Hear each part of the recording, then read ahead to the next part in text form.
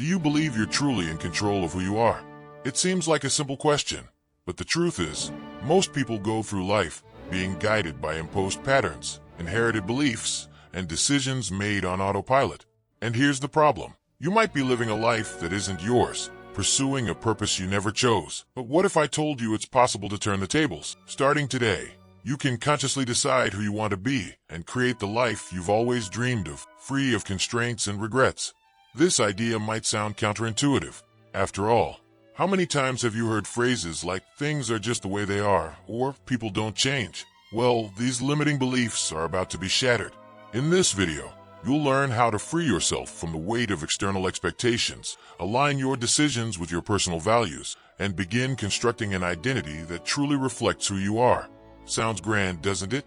That's because it is. But the best part?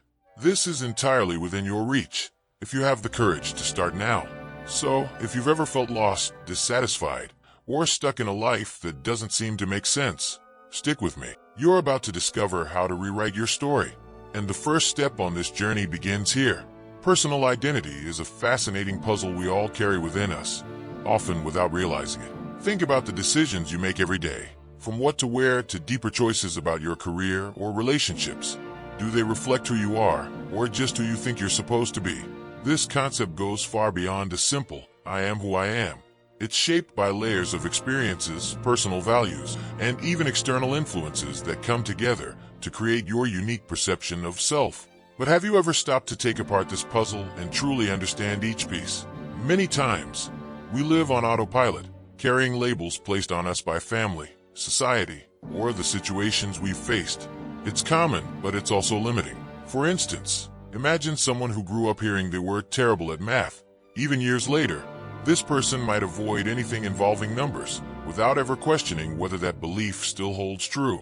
The same thing happens in so many areas of life. Are you living according to what you truly believe, or are you simply following inherited patterns? Unraveling your personal identity is like opening a door to infinite possibilities. It's the starting point for conscious choices, self-awareness, and of course, inner growth. When you understand who you are, it becomes easier to align your life with your purpose. And the best part?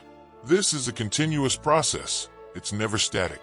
After all, if the journey to understanding yourself were simple, would it be as exciting? That's what leads us to ask, what does it really mean to be yourself? Being yourself seems simple, but it's one of the most complex questions in human existence. What truly defines who you are? Is it staying true to your personal values or acting in ways that please others? Imagine someone who's seen as highly organized and methodical at work, but allows themselves to be more spontaneous and even messy at home. Were they really? This tension between what we show and what we feel internally is part of the quest for authenticity. Being yourself is about balancing these facets without losing your essence.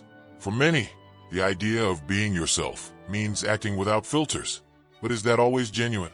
Sometimes, what we consider authenticity is just a repetition of habits or beliefs we've never questioned. For example, someone who always says, "That's just who I am," might be clinging to a comfort zone rather than expressing their true essence. Being true to yourself requires the courage to challenge these beliefs, explore your life's journey, and yes, adjust what no longer makes sense. At its core, being yourself is a continuous construction. It's like sculpting a work of art, refining details over time.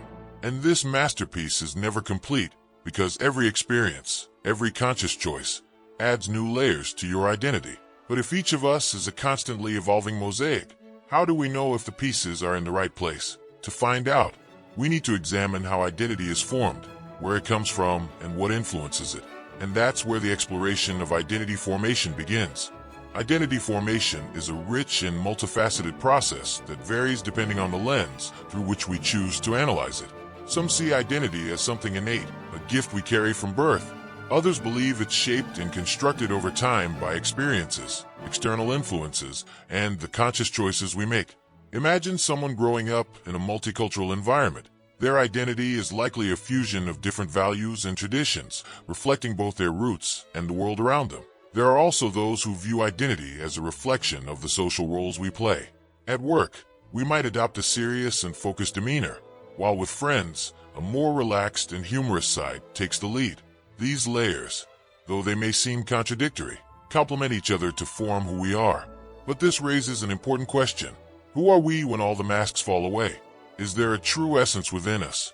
Or is everything simply an adaptation to the context we're in? Understanding these different perspectives is essential to embarking on a path of self-discovery and personal growth. By observing how your identity is shaped, whether by family, culture, personal choices, or even resistance to certain norms, you begin to identify where your true self lies and where external influences come into play. But this leads us to an even more intriguing debate. Is identity fixed, something essential, or can we recreate it continuously? This is where essentialism and existentialism enter the discussion. The debate between essentialism and existentialism is one of the most fascinating points in philosophy regarding personal identity. Essentialists believe that each individual is born with a unique essence, a sort of predetermined purpose that guides their life. It's like saying that a seed already knows it will become a tree. On the other hand, existentialists, led by thinkers like Jean-Paul Sartre and Soren Kierkegaard, argue that essence is not given but created. In their view, existence precedes essence, meaning you become who you choose to be through your decisions and actions. Imagine two people, one who feels they were born to be an artist and another who, with no natural inclination, decides to explore art and discovers a passion and talent along the way. For essentialism, the first person would be living according to their essence, while the second exemplifies existentialism in practice. This existentialist view grants us freedom, but also places enormous responsibility on us. If we're the authors of our identity, every conscious choice shapes who we are and defines who we become. The tension between these two viewpoints can be enriching. Perhaps in some areas of life, you feel a core essence that can't be denied, while in others, you recognize the freedom to reinvent yourself. Reflecting on this helps us better understand how we use our free will to shape our life's journey. But this freedom doesn't come without challenges. Sartre speaks of the anguish that comes with the responsibility of defining oneself. This brings us to the next point. What does it mean to live authentically amidst so many possibilities? Living authentically is one of humanity's greatest aspirations. But what does it really mean? For Martin Heidegger, authenticity involves being aware of one's own being and the choices that define it. It means taking responsibility for your existence without hiding behind social norms or external expectations. Jean-Paul Sartre adds that living authentically requires recognizing the freedom to choose who you are without blaming external circumstances for your decisions. It's about embracing, with courage, the weight and beauty of creating your identity. Imagine someone pursuing a career just to please their family, even though it doesn't reflect their life's purpose. This person would be living inauthentically, hiding behind imposed expectations. In contrast, someone who leaves a stable job to follow a passion, despite the insecurities, is aligning their actions with their personal values, moving closer to authenticity. Of course, this isn't easy. It demands introspection and a significant dose of self-awareness. The key here is conscious choice. Sartre believes that avoiding this responsibility is what makes us inauthentic.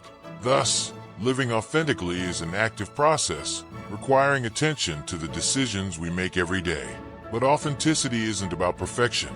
It's about congruence between who we are and how we act. Speaking of congruence, Carl Rogers offers a fascinating perspective on the ideal self and the real self, providing a psychological lens to this search for authenticity. Carl Rogers revolutionized our understanding of personal identity with his concepts of the ideal self and the real self. The ideal self represents the version of ourselves we aspire to be, shaped by our values, goals, and even social influences. The real self, on the other hand, reflects who we are at this moment, with all our strengths and weaknesses.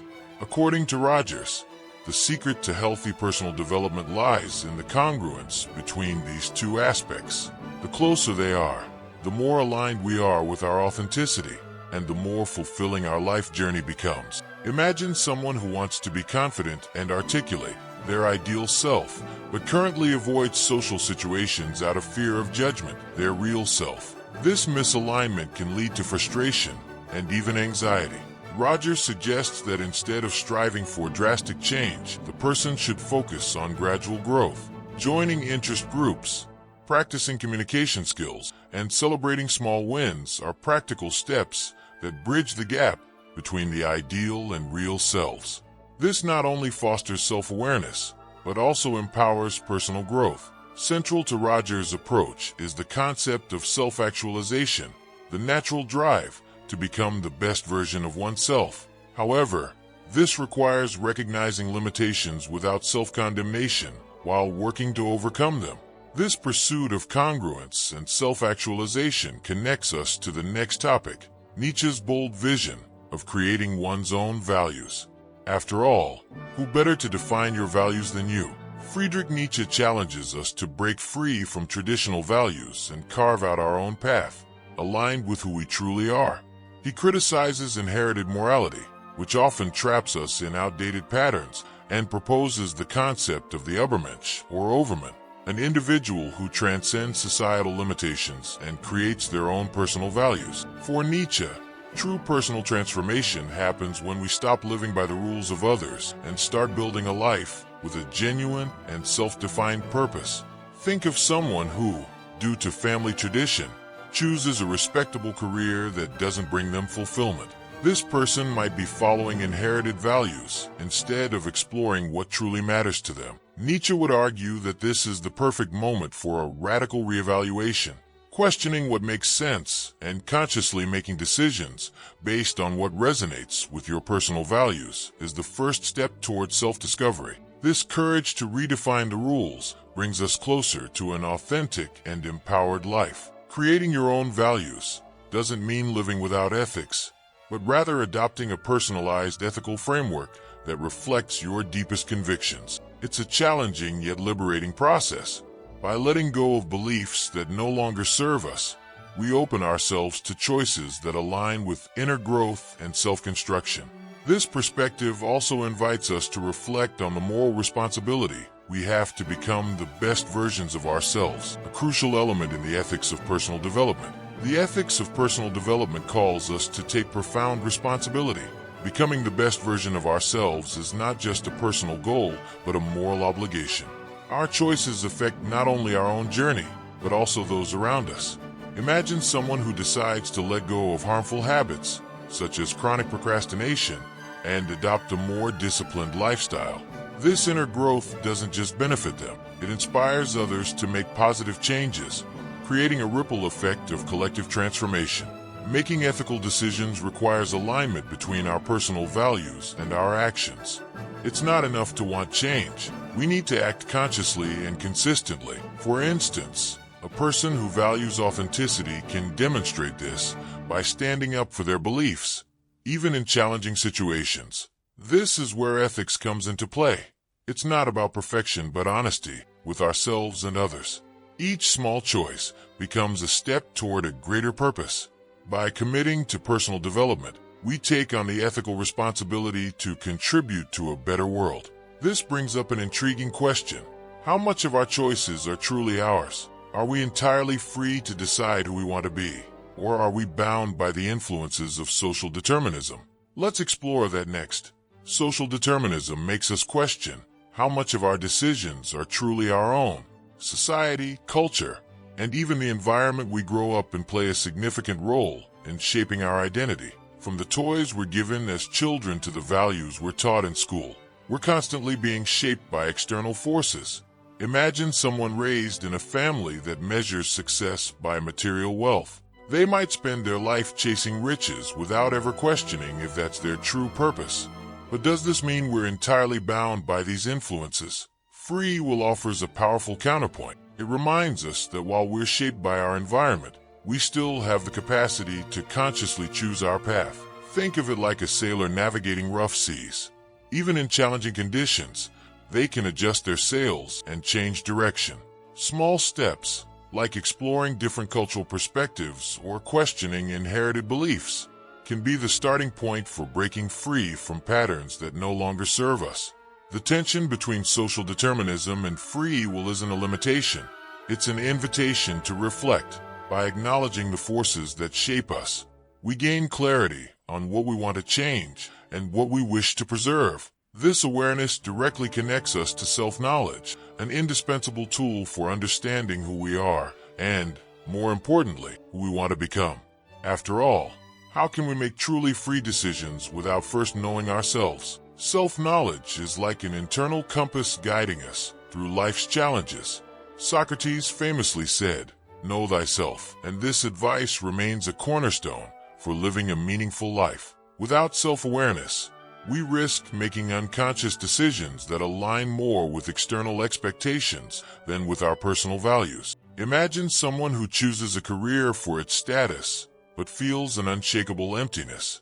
This happens because they're disconnected from their personal identity and life's purpose. But how do we develop self-knowledge? Philosophy offers practical tools like critical reflection and life examination. Take time to ask yourself questions like, what truly motivates me? Or what values are non-negotiable for me? Practices like mindfulness can also help.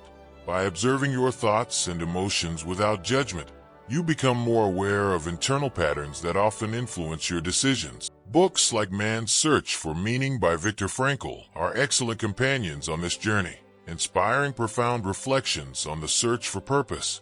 Self-knowledge also involves letting go of fixed identities. Sometimes, we cling to labels that no longer make sense, out of habit or fear of change. This is where Buddhist philosophy offers a transformative perspective, challenging the idea of a fixed self and encouraging flexibility. How can embracing impermanence free us to become who we truly want to be? Let's explore that next. Buddhism offers a deeply transformative view of the self. According to Buddhist teachings, there is no fixed or permanent self. The concept of anatta, non-self, invites us to let go of the illusion of a solid identity. Think about it. You're not the same person you were 5 years ago, right? Your experiences, values, and even your life's purpose have changed. So why hold on to the illusion of an unchanging identity? Understanding this impermanence can be liberating, especially when facing challenges that question who we believe we are. This perspective encourages us to embrace change and let go of labels that no longer serve us. For example, someone who has always seen themselves as shy might begin to question whether this trait is truly part of their essence or just a habit shaped by past experiences. Meditation can be a powerful tool in this process, teaching us to observe thoughts and emotions without identifying with them. In other words, you may experience moments of shyness, but that doesn't mean being shy defines who you are. By understanding the transient nature of the self, we open ourselves to continuous self-discovery. This flexibility allows us to reconstruct our identity based on personal values and conscious choices. After all, we're the narrators of our own story, and it's within this narrative that we find meaning.